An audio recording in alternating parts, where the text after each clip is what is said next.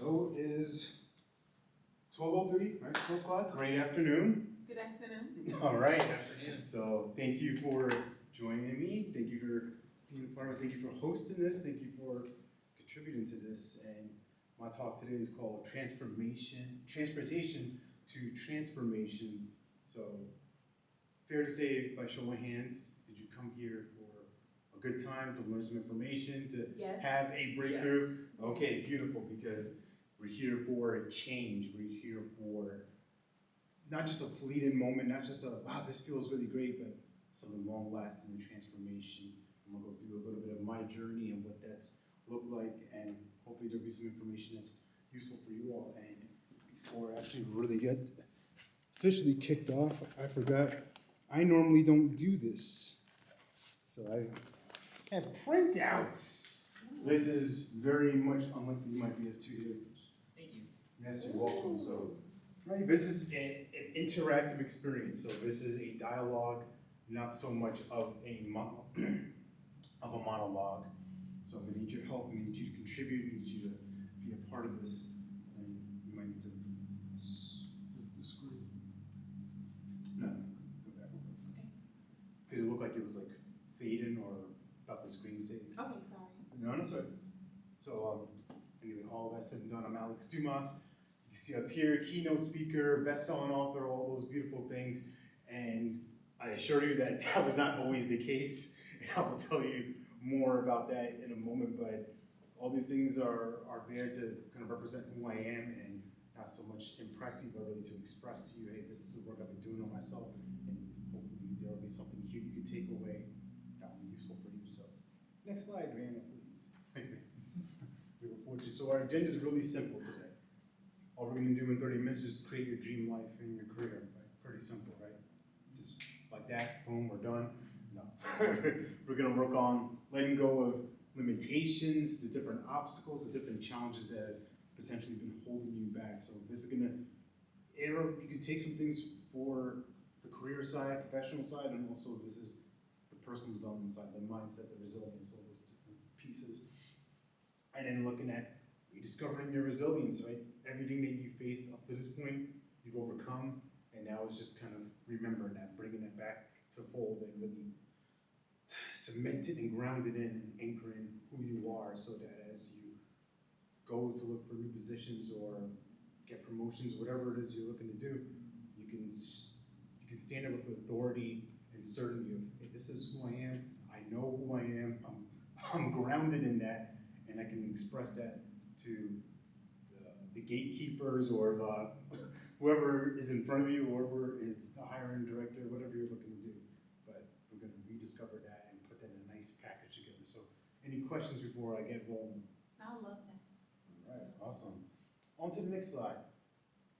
Oh, dang it, I'm switches around. Okay, so I actually flipped this last night, so it's not this is more me. So, question for y'all: what do you see right now?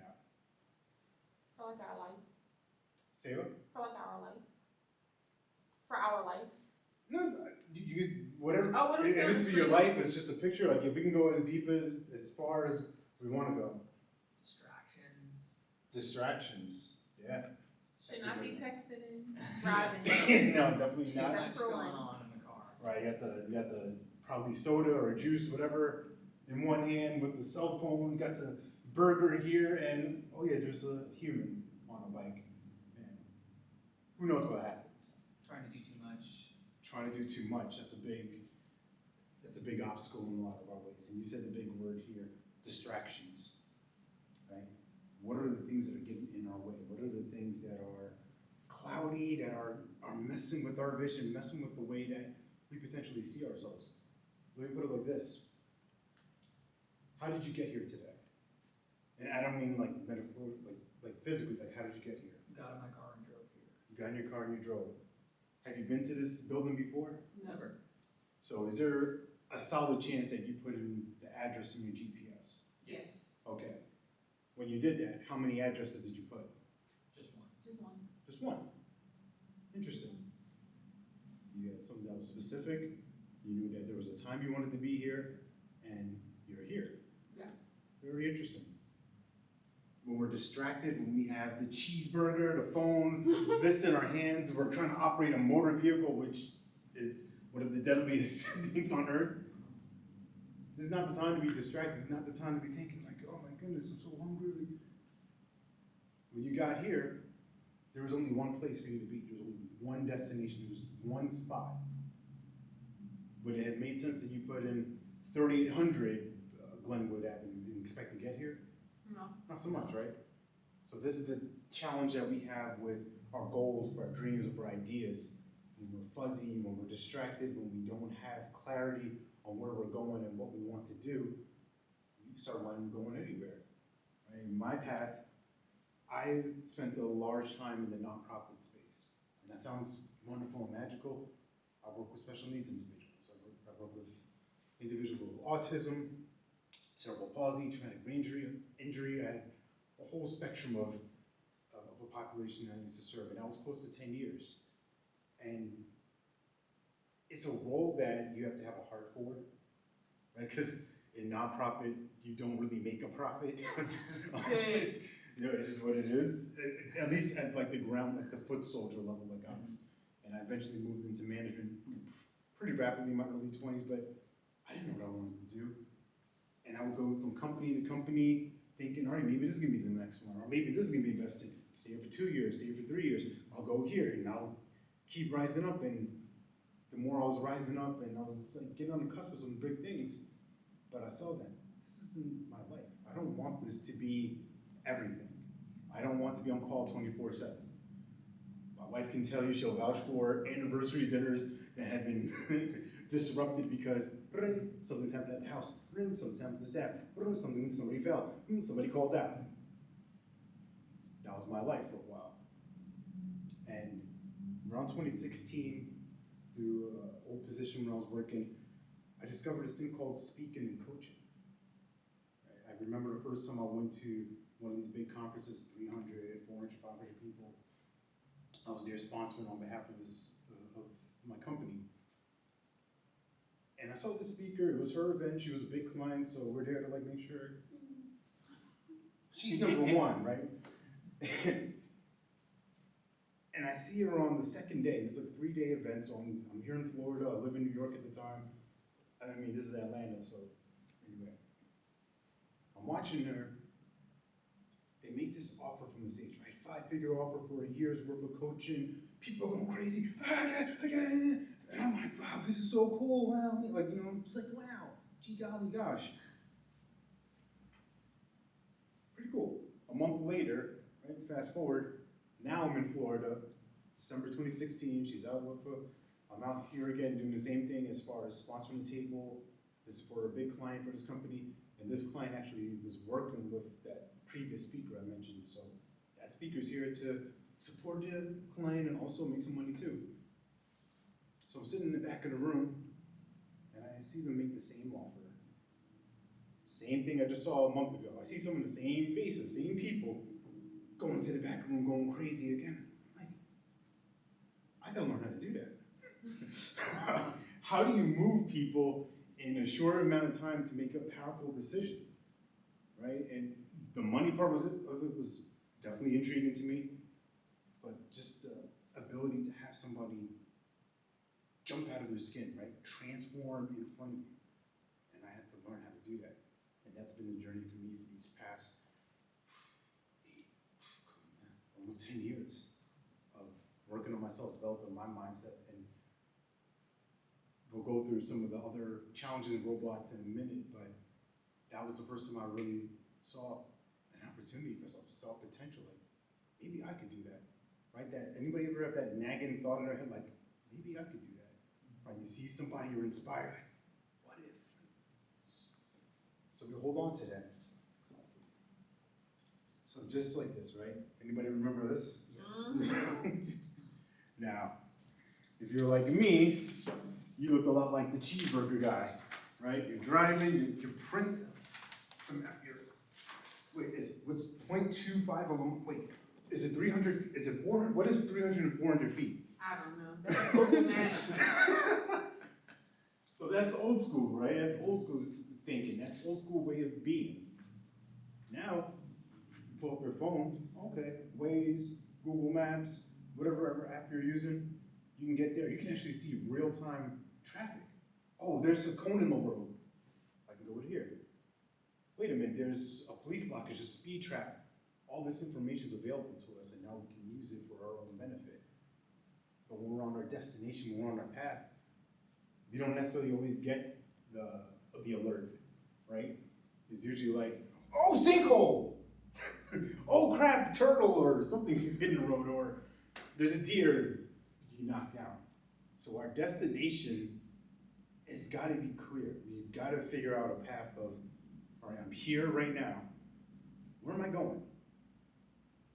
Right, where am I going? What is the end goal for me? And that might sound heavy, like, oh my goodness, like, I can't figure that out. I got this going on, I got that going on. I'm not here to have you figure it out all in one shot today. But the path to it, right? Just the next step. So if you take me over to that, I'll give some water too. So I want to leave you with some practical things as we move through this. This phrase, we have to see it to be it. When I sat in that room, I was in that ballroom in Atlanta and then in Florida, I thought to myself, wow, what if I could do that? And I would watch other YouTube videos, Les Brown, E.T., Jim Rohn, Zig Ziglar, Ed Milet, all these powerhouses, and that little nuisance, that little nagging thing, like, you can do that, man. You have the ability to do it. You can move people. Just, come on, just, you gotta see it. If we can't see a possibility, in my opinion, I can't be there. If someone were to say to me, hey, John, you know what, I think you can, honestly, I think you can take LeBron one-on-one, right? And you laugh, right? Because you're like, that's ridiculous. That is maybe the second dumbest statement I've ever heard. And yeah, there's a chance, right, if you like blindfold them or have a weighted thing, like a ball and chain, right, like an anchor on them. Even then, he'd probably still like chase you down and block you. But you can even see that potential. Like that doesn't even make sense. That just, it's filed away in your head. But what is that real thing? What is like that tangible thing that, you know what, I've had this thought for a while, I've had this belief, I had this idea, maybe I could, right? And it's just, the transformation starts in the mind. The minute we start thinking, we start seeing ourselves differently, different things happen, right? Trust me, I grew up in New York, I grew up in Long Island. Okay, I didn't know that. Yeah. From Brooklyn, okay. Yeah, I was born in Brooklyn, but grew up in Long Island, so I can't really claim Brooklyn. I didn't get the full Brooklyn experience. I was a baby when we moved. But I was a quiet kid, I was a shy kid. And, right, that was at home. At the flip side, at school, I was the wild kid. I was the talkative class clown, right?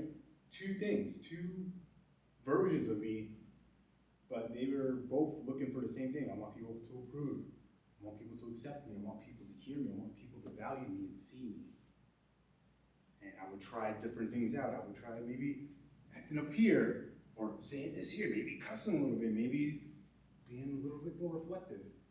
It's not that I'm being fake or phony, I just didn't know what I wanted to do or where I wanted to be.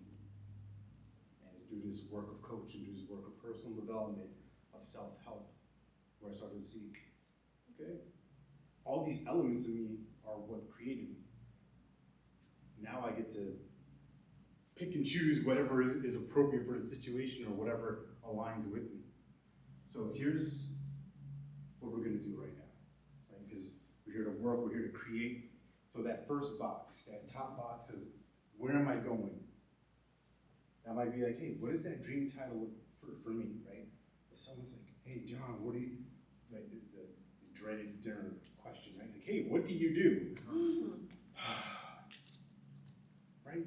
But what's the thing that you can see in your mind? Like, hey, if I said this, I could say this with pride, like, hey, I'm a creator, I'm a philanthropist, I'm a, you know, my case, right? I'm a keynote speaker, I'm a best-selling author, I'm a leadership coach, executive coach, right? I work with organizations that help them grow sustainably, I help them gain and retain their top talent, build an ecosystem that people love to work with, and their business and their clients love doing business with, right? Simple explanation done. what's that thing for you? And maybe it's still fuzzy, but you can start brainstorming. We're gonna give you like a minute or two. So think like, hey, where am I going? What's that path leading me to? I'm here now, but maybe in a year, 2 years from now, I want people to know me as this or recognize me as this. Not validate, but oh, okay, that's who he is or that's who she is. Okay, clear, concrete. So I'm gonna give y'all a minute. Okay. I'm gonna count down in my head.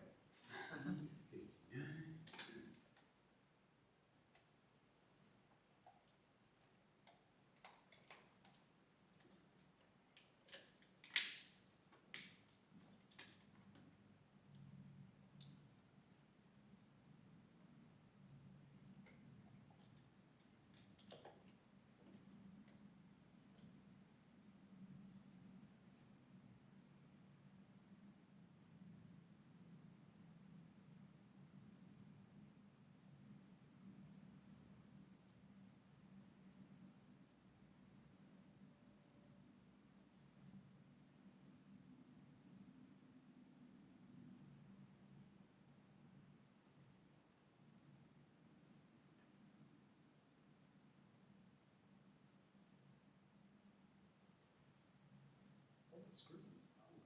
I'm testing. I'm like, I hope you get all the time. I appreciate it. Right, and this is, this is yours to take home and work on it at home. But what came up for you? Like, where are you going? I'm the founder of the King's Careers Initiative, a nonprofit organization that provides work-related and career development solutions. Well put. You care to share or? Sure, yeah, so, I mean, I think I'm still figuring this out. Yeah. Like we That's talked fine. about. But one thing that had been kind of bubbling up for me leading up to being here today was this kind of fuzzy statement. I help people and organizations build more efficient systems to drive growth and profitability. So that'd be built on an organizational level, but also on a personal level. Right. I really value working with people one-on-one is my strength, so I like the idea of like personal coach or business coach, manager type Right. thing. That's sort of what I'm trying to fill in the blanks around that fuzzy picture. Yeah, you're on the track, and from when you share with me, right, you have a heart for contributing, for service, for helping people, and obviously there has to be the benefits of it, right? Value add, right? Yeah, protecting your lifestyle and all that stuff. So one thing I'll invite you to think about, just because of our words really matter. Most people, and especially in the space of, I'm speaking my role of coaching and development, I would say the folks that will be best suited for you, they're not really looking for help at this point. They're looking for people to partner, they're looking for people to work with. So just that verbiage, right? It's like, hey, I partner with a world-class organization, I partner with them, I work with them. Because there's so many things in this space, like, I help. It's like,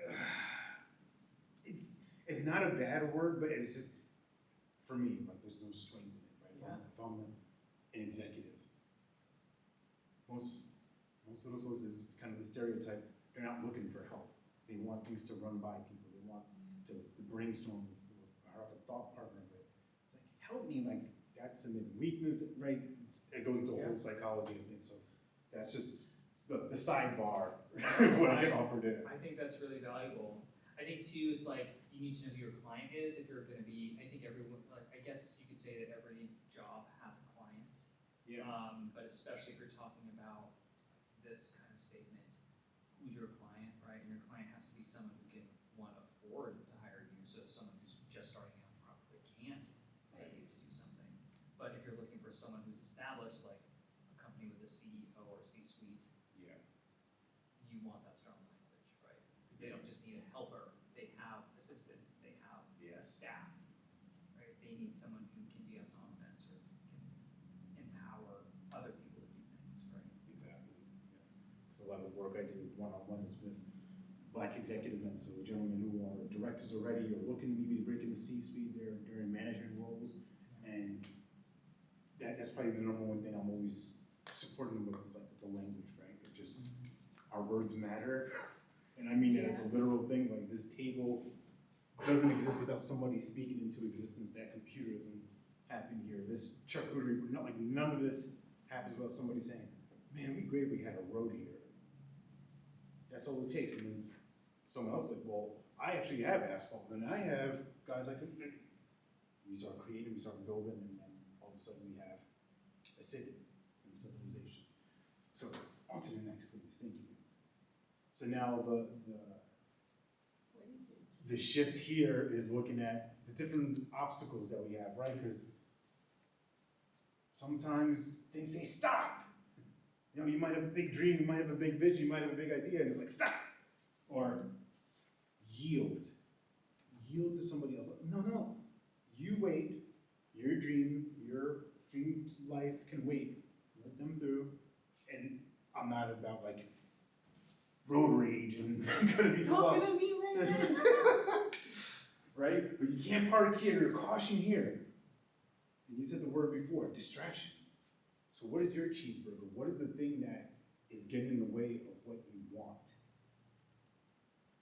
Because as we can get aware of that, we can do something about it. We're just unconscious and man, life just sucks, right? And I'm taking you back now. This is my life. This is BC before coaching, as I call it.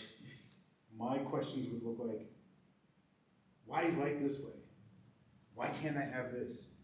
Why is he doing this to me? Why is she like this? What?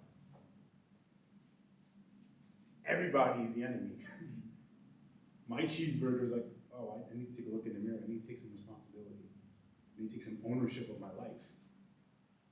Well, I don't have the tools for that. I'm not empowered for that. Like, you know, black in America, life is, you know, the man's holding me down. Like, what's the cheeseburger? The cheeseburger for me is the payoff, right? Because we all know cheese, I mean, in most cases, most cheeseburgers are not that great from everybody. If you grill it yourself, I'm a grilling fan. You know, you make it yourself, you know somebody makes a good cheeseburger, and you're like, damn, it's good. But you can't have a cheeseburger every day, or at least you shouldn't. And I don't like to use the word should or would, but like, if you want to have a healthy lifestyle, I would not recommend a cheeseburger every day. But we get a payoff from it. It's like, oh, damn, that's good. Oh, I feel fat, but you know what? I'm not gonna get skinny tomorrow anyway, so let me go get another one, right? So we gotta think about this. What's the payoff? What that person driving, deep down inside, they knew consciously, like, well, this is pretty dangerous. I should not be eating, drinking, texting, trying to handle this at the same time, but the risk is worth it. And I'm like, yeah, I'm gonna be like, yeah, you're fast. I can multitask. I can eat two. Oh, wait, and oh, I hit a kid. Oops. The cheeseburger wasn't worth it. So you got to get conscious. What is that cheeseburger? What is that thing that is like, I want to get here, but that cheeseburger, God Lord, it's good, it's appetizing, it's distracting. And this is where the role of transformation and personal ownership takes place. So there's a game that I play with my clients. I call it the courtroom. So hence the funny pictures here, right? We got two sides. So on your forms right now, you have this thing called the prosecution, and you got the defense. And for me, the prosecution, as I said before coaching, it would sound like, Alex, you're not good enough. Who are you to even think about doing this? Like, dude, nobody, well, why are you dreaming big? Like, you're an idiot. Like, why would you? You've been in summer school. She doesn't like you. You're an idiot. You can't do this. Right? And it's just piling on. And you carry that with you. I carry it with me. I take it with me everywhere I go, every conversation. Hey, nice to meet you, John. Oh, God, I'm not enough. I suck. I'm a loser. Oh, man, he's going to know about the thing that I did when I was 17. Oh, God. And now I rob you of a full experience of me because I'm in my head of, wow, I'm a moron, I'm this, right? I can't see past mistakes and miscues. I can't see my own possibility. But it took me a while to figure out that there's an antidote to this. There's something that I can do. And I call it my defense file, right? And for me, it's collecting evidence. So that's why I have this camera on, to remind me, because I'm gonna forget at some point, like, hey man, you're a powerful speaker, you're an amazing person, you make a difference in the world. I'm gonna have those little gremlins and mosquitoes come back and say to me, hey man, you sure you can do this? You sure about that? So I gotta be armed. This is my case, right? This is what I do. Anybody says something great about me, nice about me online, screenshot it, save it in my phone. I literally have a file, a file in my phone called Courtroom. And I just collect all those things, and those moments, right, when we're, especially as an entrepreneur, it's tough out here in these streets. Yeah. It's lonely. It's a brutal sport. And I need to remember, man, you can do this. Oh, this person found value from my speaking. Wow, this group brought me on. Wow, this person said I changed their life. This person bought the book and read. I gotta reprogram 30 plus years of, man, you're nothing, you're invisible, you're insignificant, you're add on whatever it is for me, we add on whatever it is for you. We have to build up a defense, solid. Because at the end of the day, I can always do this. So I pull my phone when those thoughts come, man, you're not good enough, you're not this, you're not that. Well, actually, this person here said, this is about me, Exhibit A. And actually, this person said, this is about me, Exhibit B. Exhibit C, and I just go down the line. And the question I have for my lovely prosecutor, my condemner, is, you prove it now. What you got? Show me. And usually it kind of fades away. Now that might sound intense, like, man, you gotta do that every day? Yes. Because how many tens of thousands of thoughts am I thinking a day? How many of those are probably not effective or beneficial for me? So I gotta tap back in, and I say, you don't need outside validation, but sometimes you need that. Sometimes you gotta pull from other people. Sometimes you gotta bring in the artillery, the backup, and be like, hey, I need this, I need to recharge. Battery low right here, self-confidence, belief, all that. Okay, hey, you can do this, you're awesome, you're amazing, you're this. Right, take those tangible tools. So, for you right now, you can write them down, right? I know I say words matter, gotta be careful what we write because it can come true. But what are those things? What are those thoughts that you have in yourself? It's like, man, this is what I really believe. Like, this is like the deep stuff, because we gotta excavate that. Because that's the thing that's keeping you from what you want. That belief, that secret thing that you hold on to, and it rears its ugly head. And I wrote about it in my book, in the chapter in the book of my evidence collection book like this. I will look for all the times that I felt isolated, or that people betrayed me, or that people didn't value me or my time. Something like that would happen. Like, of course, that's always supposed to happen to me.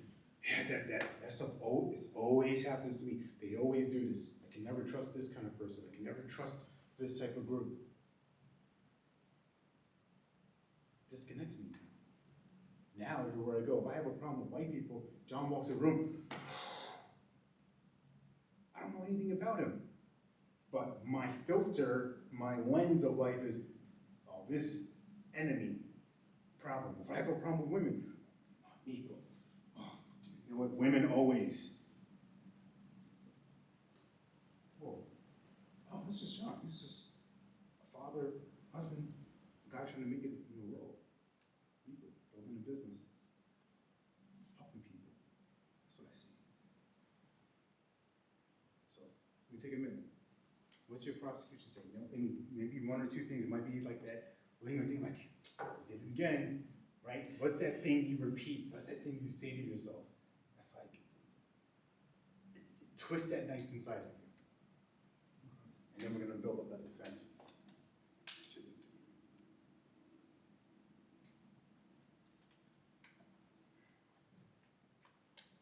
And clearly this is gonna be longer than a half hour, so that's all right with me. Things happen for a reason. Things happen for a reason, for sure.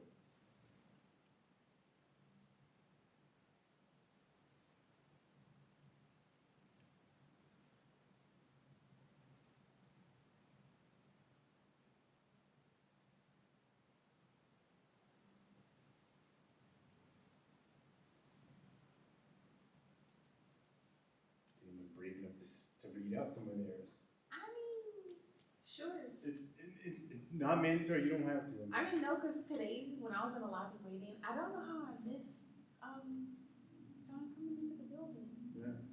I don't know. I didn't see you. Were you in the first floor? I was in the lobby. Where did you enter from? I parked in the garage and then just walked over and then entered in the front door. I was out. Street. I didn't see anyone downstairs, but I must have just missed you then. Maybe you were coming down the elevator when I was going up. Yeah. I was waiting. I was like, Yeah. It still happened though. Yeah. And I'm happy. And I was like,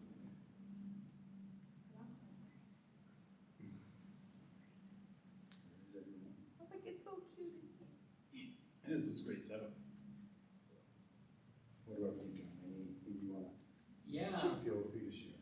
Well, I think like the big one is like the big umbrella is limiting beliefs, right? And I think because like a lot of what you were saying kind of fall under the general category of limiting beliefs, right? Not good enough. I think for me, the thing that always comes back for me is like I don't have enough experience, right? Like, especially when you look at job descriptions online, which ask for the world, right? Like they want you to have been a professional in this job for like a decade, but why would you take this job if you already knew everything?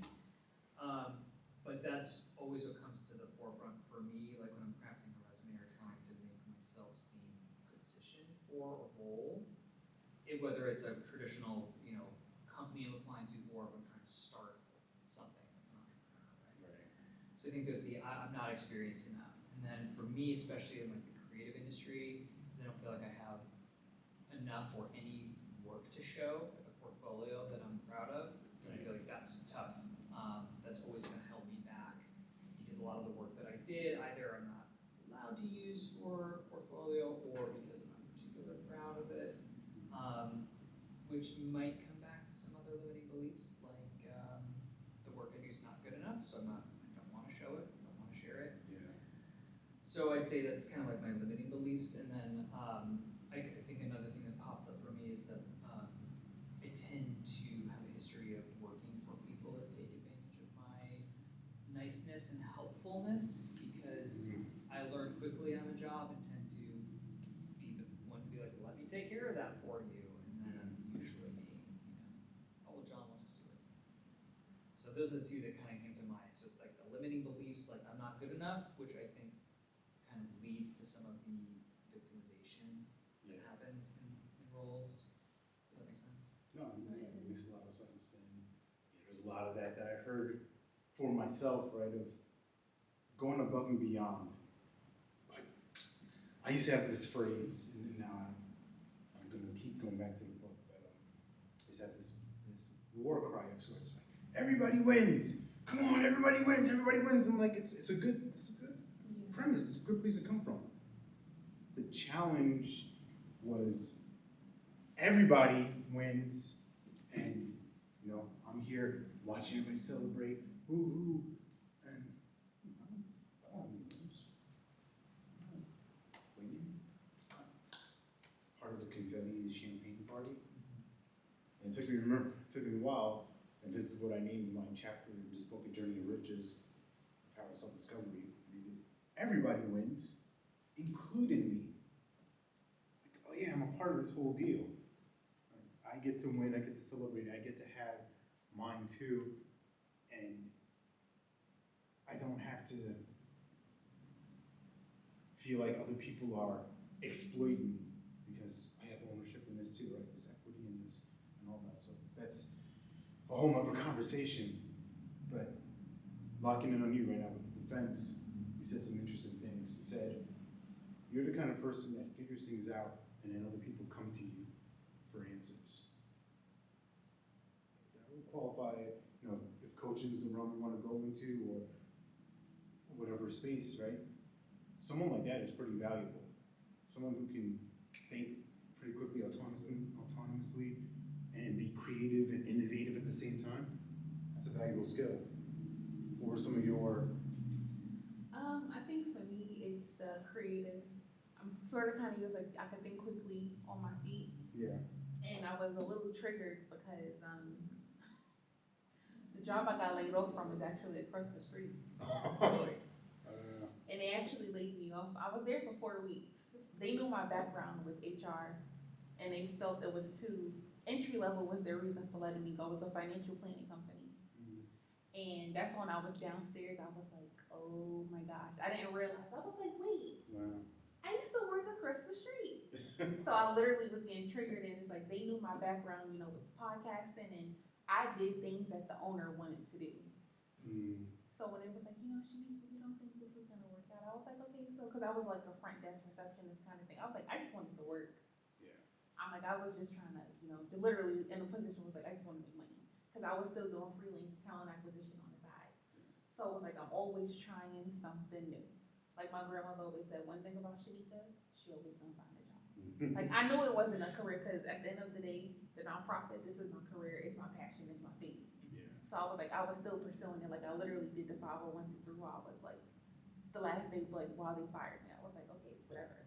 So long story short, my prosecution is always doing something new, always trying too hard. I'm like, it's just me, I'm always gonna be my biggest cheerleader. So I think those are like my top two like prosecutions, and yeah. So yeah, from that, right, what's the value in it? What's the thing you've learned from maybe trying too much or maybe not feeling? I guess like you said, just, I think sort of kind of like it was like celebrating it in a sense. Right. Knowing that like it's not really like a bad thing. Yeah. Cause I'm like, how am I gonna know if something is gonna work unless I'm trying, and if it's, I can say, hey, at least I tried it.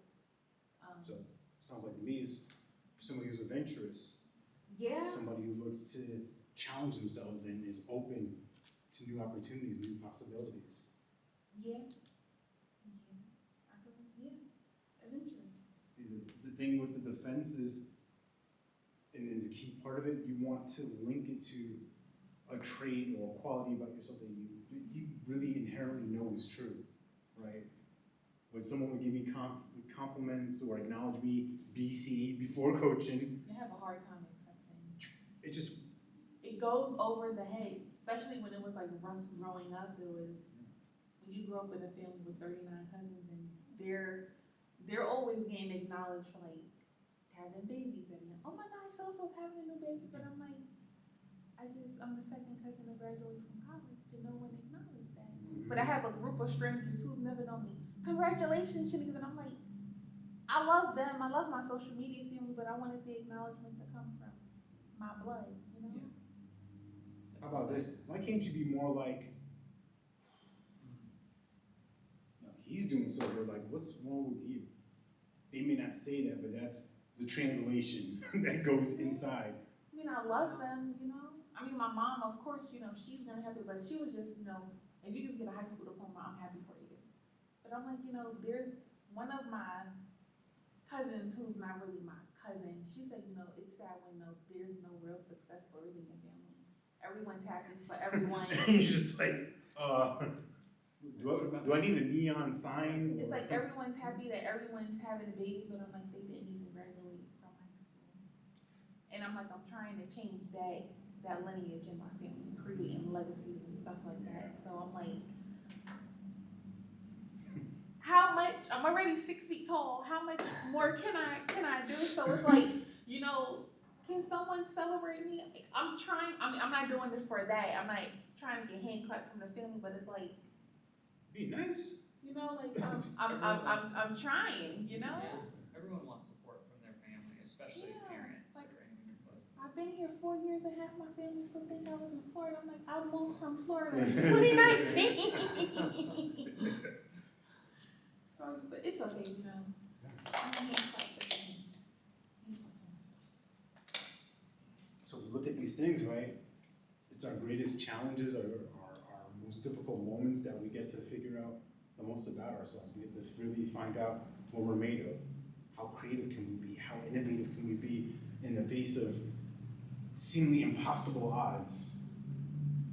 Me and my family, we moved from New York to NC in 2017. And the way I usually tell this story is that it took us 8 years to figure out how to move in 8 weeks.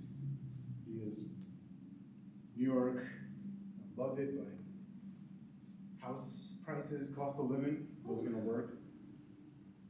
The area that we were living in was is getting extremely violent. We always had a rough edge, like it's like the suburban hood where I grew up, but things really started escalating in 2014, 2015, 16 years.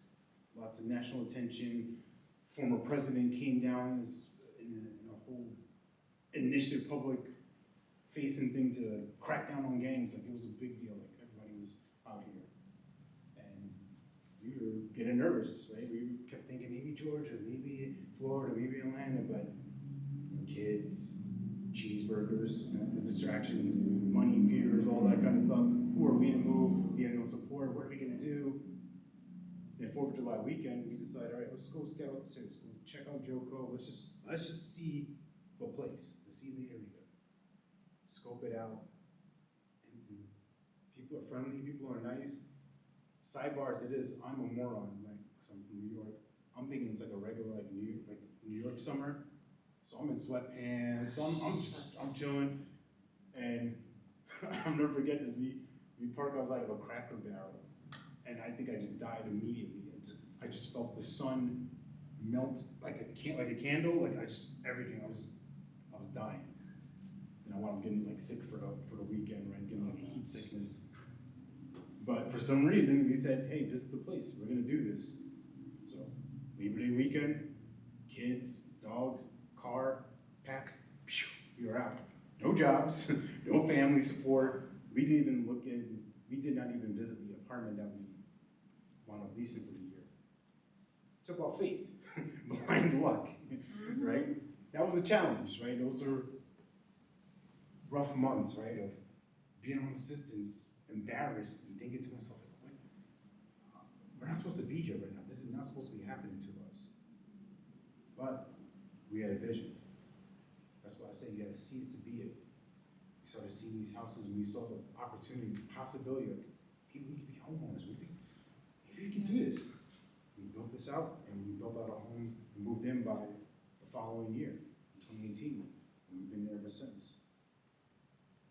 And that story, right, reminds me of, man, every challenge I've had, every moment I've been close to being broken, I found a way. I always find a way. Same for you. So your next step, right, is really looking at your defense. Designing that defense has got to be a conscious thing, because the more conscious we are about it, then it starts to be unconscious. Then it becomes operating software. It just becomes who you are. We reprogram the MapQuest, the GPS, right? We have to upgrade that. We got to upgrade us. And that's our responsibility. It's our responsibility to tap into our greatness. So I'm going to give you a minute right now or so. But what are some things you want to acknowledge yourself for? It might be 3, it might be 1. The number doesn't matter to me. But what is something like, hey, I'm going to really give myself props for this. I'm really out there making it happen. I'm really out there putting myself on the line. I'm really out there serving, applying, helping people, whatever it is, right? It can be the smallest thing. But you take it, you start building on that. That's how you design the defense.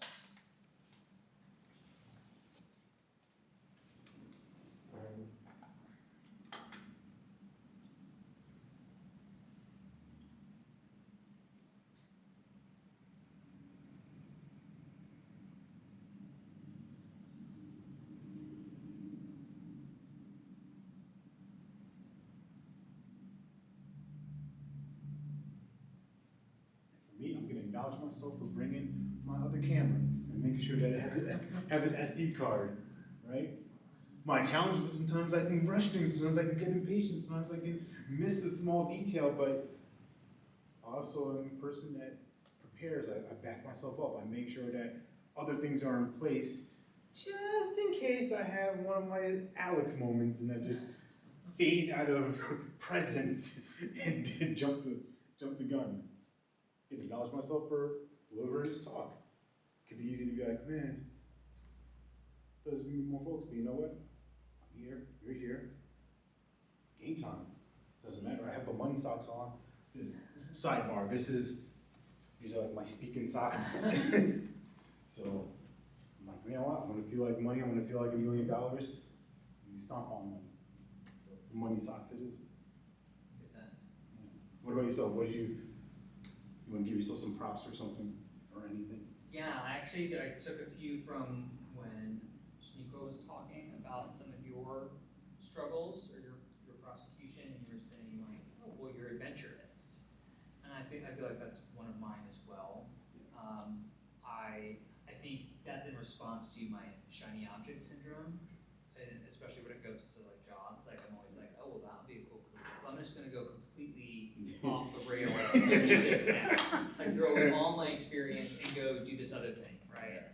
And I'm always like, oh, well, I want to try that now. I want to try that. I want to try that. Like I was talking to you at the beginning. I was like, well, maybe I'll become a vet. Well, I have like zero experience in medicine, right? So it's probably not the best choice for me career-wise, but I can maybe volunteer, right? We could talk about it.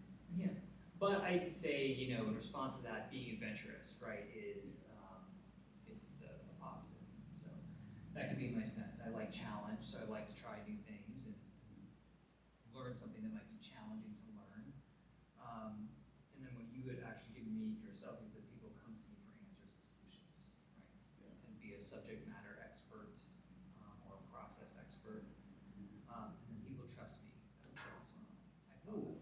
And that's one that's been with me probably the longest. People are comfortable with me usually. They're comfortable coming to me, trust me with information, how they feel, whatever it might be, or delegating things to me. They just trust that I'm gonna get it done or stand by them. And it's an inherent thing. It's not something you're manufacturing. It's not something like, hey, do I feel like a trustful person today? Like, did I put my trustful pants on? Like it's, right? It's you. That's your Part of my essence. core, Yeah, exactly. These are like things we've done for ourselves. Yeah. Well, I'm gonna give myself props for hosting my first workshop. Yes, yeah. And just, I've been sitting on this, originally was gonna be called Kinky Cares. I've been sitting on it for 4 years. So actually like doing it and starting with the career coaching and actually having people like receiving the assistance, like actually have someone from Google receiving coaching from us. So Wow. like that's huge. And showing that unemployment does not discriminate. Like having our first, like last week, being inside of NC Works, being alongside other, like 25 other organizations and sharing our resources and having our second vendor event inside in Durham for their Durham County Library. That's huge. And just putting myself out there, like I said, and not being, just embracing that like adventurous side and like, Shanika, you doing the damn thing. I'm proud That's of it, myself, yes. like. Yes. Like I'm like going from like writing a vision, making it plain to actually seeing it come into physical manifestation. I'm excited. Alex, thank you so much. Like, cause we connected off of actually a Facebook comment from an event. I think it was last year. Yeah, well, the event happened I think it in the was this summer. year. Yeah, it happened in the summer. I said, taking his time, cause I was like, he looks expensive. I'm like, I was like, thank you so much. So, that's like a huge acknowledgement, his time and stuff. So he walked in, I was like, but the fact that, your seed that you planted today, I know is gonna come back like 1,000-fold. So just thank you so much, like that's huge too, because I was like the podcast and the books and stuff, I was like, he's like a subject matter expert, so like that was huge to him. Thank you so much. So You're welcome. I appreciate the invitation, and no matter what movements or things have happened, it's always started as one. There has to be one, and there's got to be another, and that continues to grow, right? My other talks call it building a bigger bubble, like expand and grow, and influence of enrolling people into a big vision, big idea. I'm not going to go there because that's for the other talk. So you brought in these acknowledgments. So we talked about the different signs of life, right? We had the other signs before. Danger! Stop! Right? You can't park here. You can't stay here. Move along. But there are other signs we can look for, right? We can search for the signs that empower us when it's time to go. I told you a story about leaving New York to come here, right? We knew we had this window of time. We gotta go. We gotta make it happen. And that's one instance in my life. I can tell you about several others of what happens when you get seriously committed to something. When you get insanely, ridiculously committed to something that nothing's gonna get in your way, how the world moves, it bends, you can warp things to your will and make it happen. Like you said, 4 years ago, you had this dream, you had this vision. And for some reason, like that nagging thing inside you said, you can do this, English. You can do this. Like, when's the date? All right, put the date out. What's the time? Okay, where's it gonna be? And all of a sudden, hey, I have an event, right? It goes from like the squeak, the whisper to like, you're shouting now, like, I have value, I have something to offer the world. And a lot of that also comes from this little thing, being at the snail's pace, of being present, slowing down. It's a big piece of what I do with my clients. Because they want to take over the world, they want to be here, I want to do this, I want to achieve, I'm going to get, it's like, hold on, what's the next step? Well, I actually have to call this person first. Perfect, we know who to call, we know what we're going to say, then what? Well, then I probably need to do this, and then we're in motion. Anybody ever have this thing called analysis paralysis?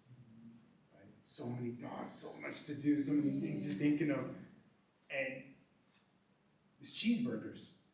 Right? It's just cheeseburgers. Oh my God, like I want to do this. Receive a breath. What is the thing I want to do? What do I see myself doing?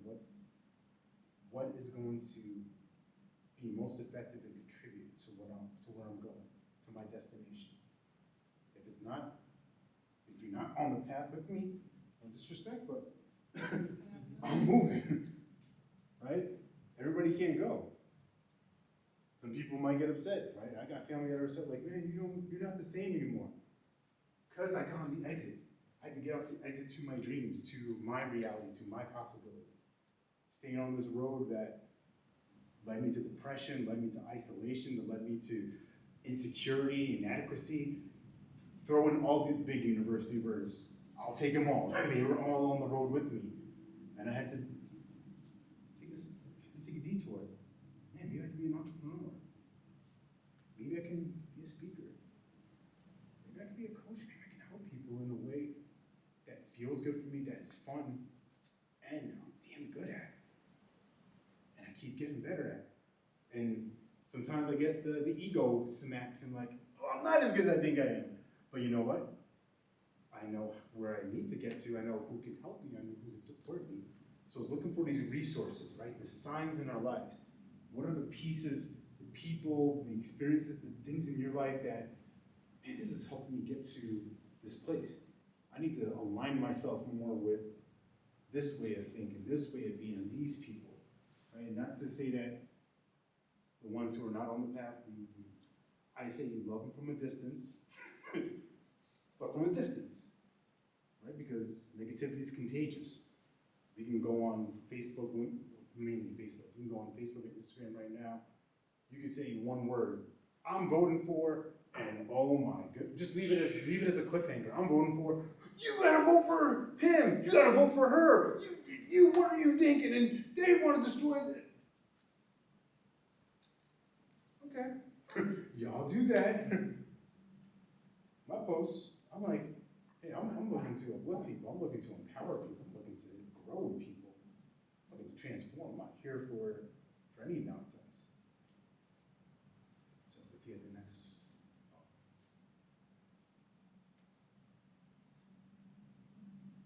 The next step is really just looking at searching for the signs, searching for that evidence, right? It's kind of playing on the quote thoughts of what are the signs, what are the things that are, I call them the whispers, right? And this can get into like the faith side of things, right? God whispers to me, like there's a lot of noise out there, but every now and then he's like,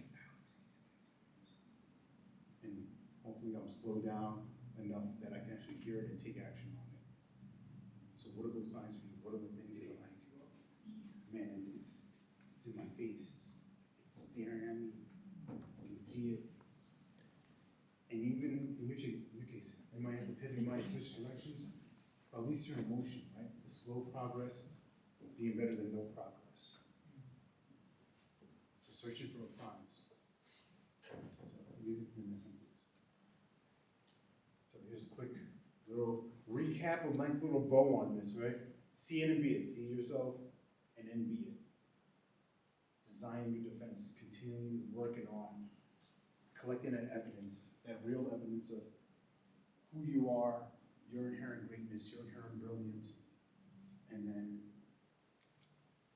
living as that. Right? And they might come from other people, come from yourself. It's all collaboration. It's gonna take all of us to build this village, right? It takes a village to raise somebody. It's gonna take a universe to raise me. And we search for the signs, right? Always on the lookout, always looking for the inspiration. I do a daily podcast called Love, Serve, Care. It's 3 minutes and 21 seconds. Do I feel like doing an episode every single day? Bet I don't. But it's a commitment I make with myself. It's something that I enjoy. It's something that benefits me. And it also allows me to have my lens of life. Where, oh man, I want to search for something abundant.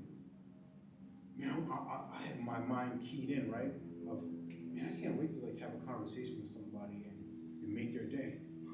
Hey person, these things happen. We create it, we speak it, we create it. So what am I searching for? I'm searching for the sign that I'm gonna make. I'm searching for the signs that I'm powerful, that I make a difference. I'm gonna search for the signs that whenever I speak, whenever I talk to people, whenever I'm in motion, things happen.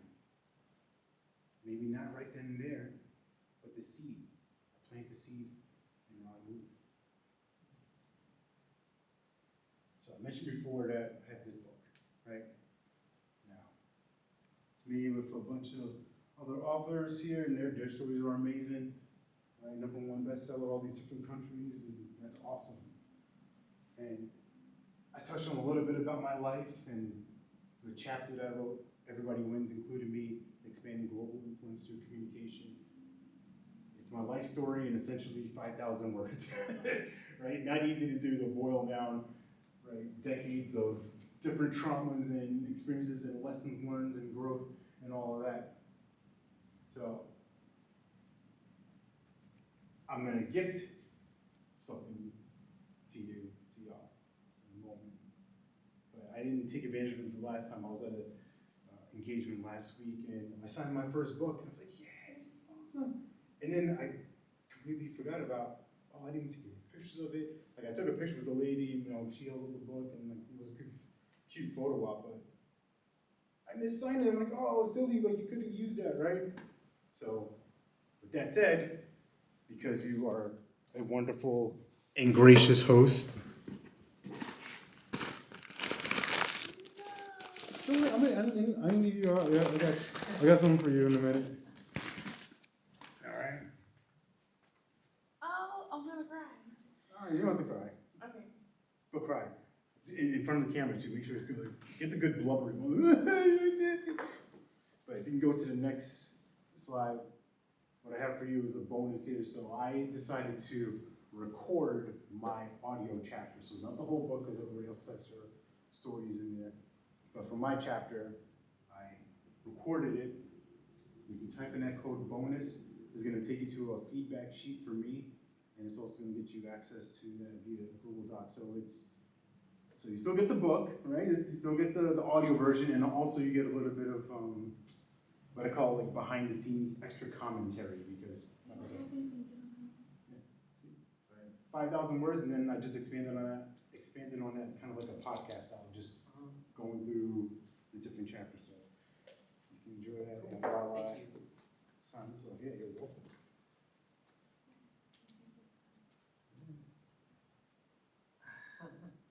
Thank you. You're welcome. It's awesome. So you just get goodies. Always bring tribute. I pitched this to the Durham County Library.